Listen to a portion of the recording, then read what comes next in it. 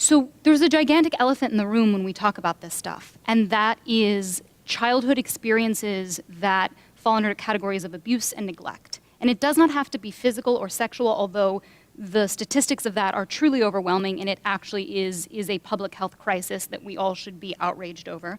But it can also be verbal and emotional. It can be having a parent who is an addict. It can be having a parent with a mental illness.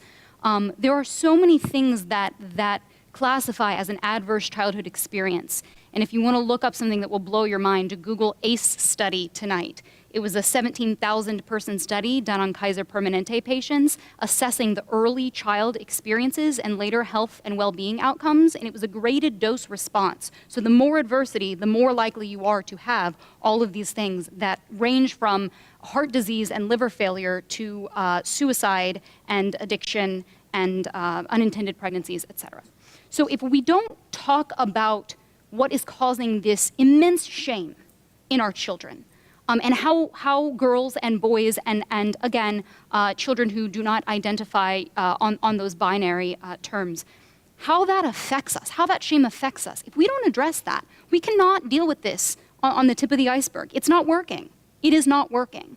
So we have to look at, okay, when a child is mistreated, what does that shame do, and how does that shame manifest? Does it manifest into that child becoming a perpetrator? Does it manifest into a tendency for the person to be taken advantage of in similar situations where it's trauma repetition? Does it manifest in a way where there's just so much shame that even a good person doesn't speak up when they see something wrong? Because let's be clear, if you're not taking a stand on these issues, you are part of the problem.